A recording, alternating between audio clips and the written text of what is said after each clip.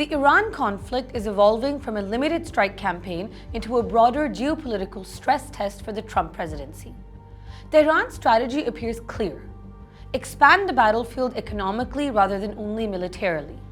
Iranian attacks on Saudi and Qatari energy installations have already pushed oil and gas prices upward, while shipping through the Strait of Hormuz, through which roughly 1/5 of global oil and gas normally flows, has nearly halted.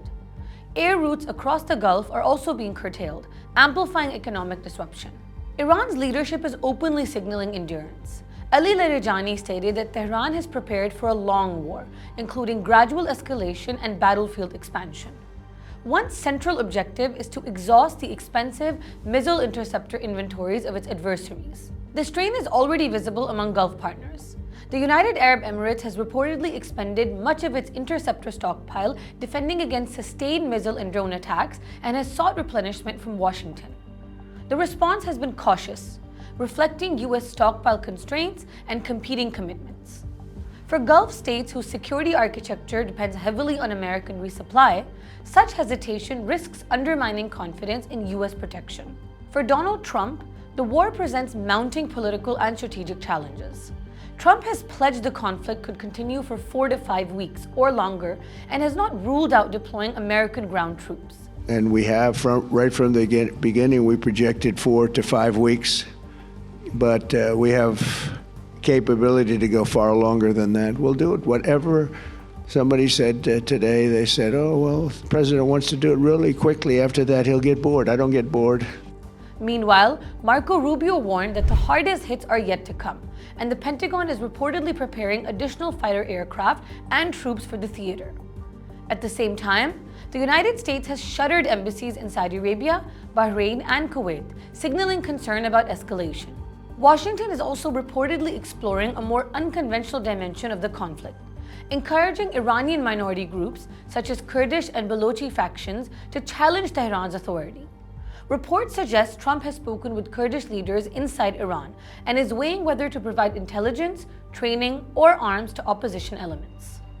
The concept is to transform local insurgent groups into ground pressure against the regime. Yet such a strategy carries risks of regional fragmentation and long-term instability.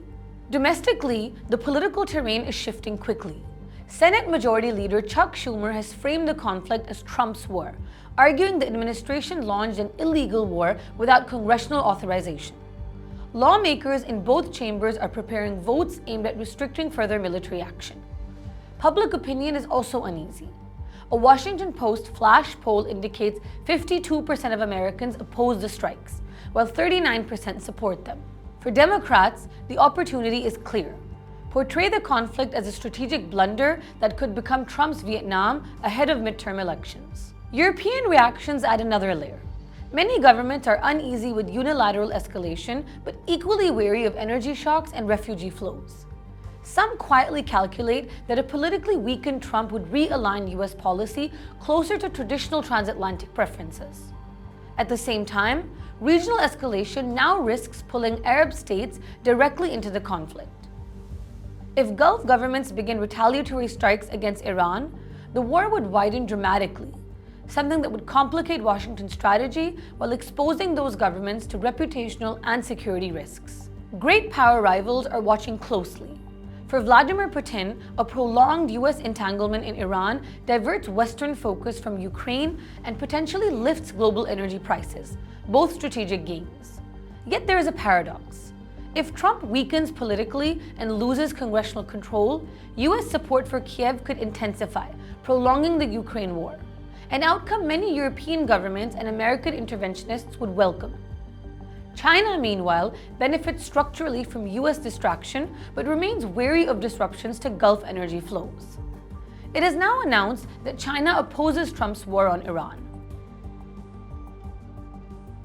Trump's options therefore narrow to 3 pathways: escalate rapidly to force Iranian compliance, cap the conflict and pivot to diplomacy, or declare limited success and disengage before attrition takes hold.